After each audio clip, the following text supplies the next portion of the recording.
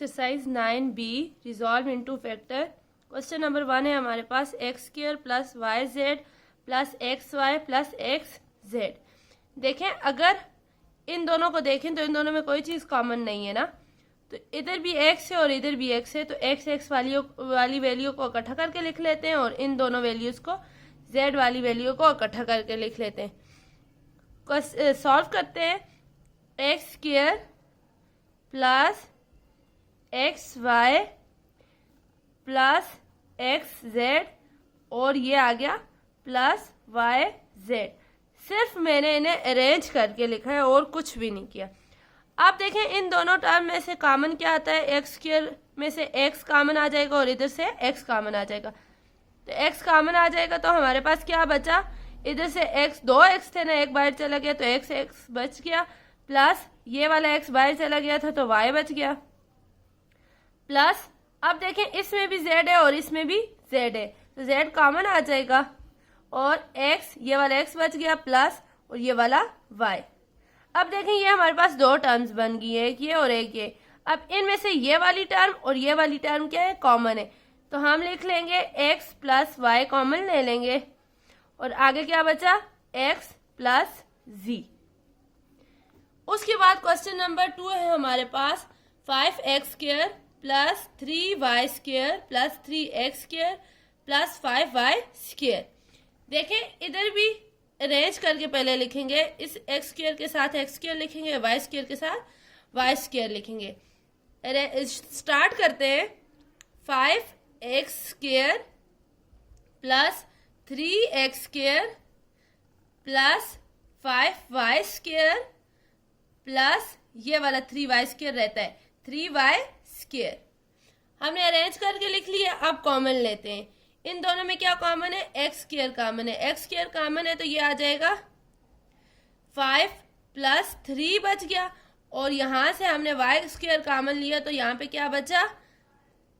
5 plus 3। और अगर 5 plus 3 को सॉल्व करें तो x square into 8 and plus y square into 8। अब देखें, अब दो टर्म्स होगी और इनमें क्या सेम है? 8 सेम है, तो 8 हम कॉमन ले लेंगे। हमारे पास अंदर क्या बचा? X square plus y square और यही आंसर है। क्वेश्चन नंबर 3 है हमारे पास a b minus c d plus d b and minus a c. अब ए बी ए और डी बी को इकट्ठा करके लिखते हैं और सी डी और ए सी को इकट्ठा करके लिखते हैं, इसमें सी और इसमें बी वाली को। ठीक है, सॉल्यूशन आ जाएगा हमारे पास a b plus d b minus a c minus c d. पहले ये लिखा है फिर ये लिखा है, आगे पीछे हो सकते हैं, कोई फर्क नहीं पड़ता। अब इन दोनों में से क्या कॉमन है? बी कॉमन है, तो बी कॉमन ले लिया तो मेरे पास क्या आया? ए प्लस डी बच गया, डी और ए बच गया था। ठीक है, अब यहाँ पे देखें ये दोनों माइनस है तो माइनस कॉमन ले लेंगे, माइनस माइनस प्लस, और सिर्फ माइनस नहीं लेंगे, सी भी साथ में कॉमन लेंगे क्योंकि सी दोनों में सी आ जाएगा।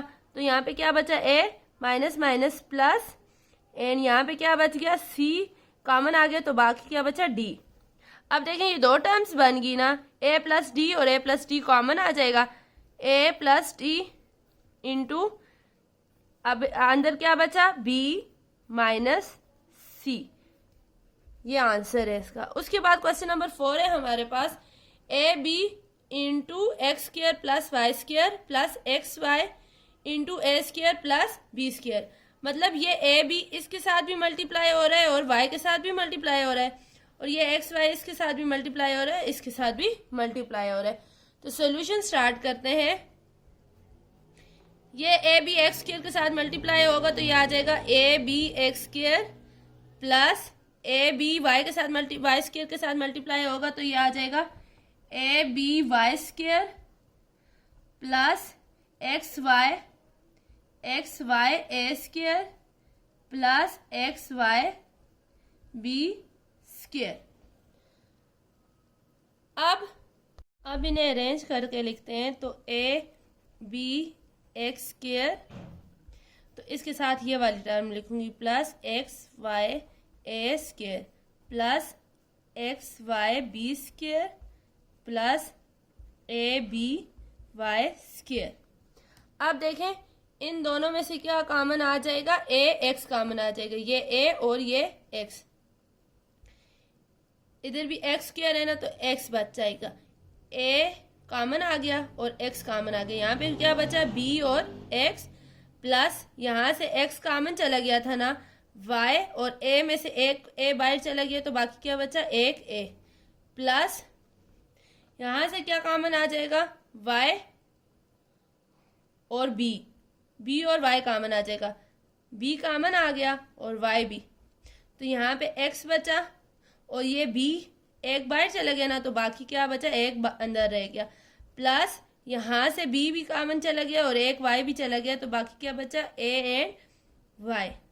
ठीक है, ए वाई लिखें या वाई ए लिखें, बात एक ही होती है। अब दो टर्म्स बन गई, ये और ये, इसमें b x plus y a and b x plus a y, मतलब ए वाई या वाई ए लिखें, बात एक ही होती है। तो ये सेम है तो ये कॉमन आ जाएंगे, बी एक्स प्लस वाई ए इंटू इधर क्या बचा, ए एक्स प्लस ये बी वाई, और ये इसका आंसर है।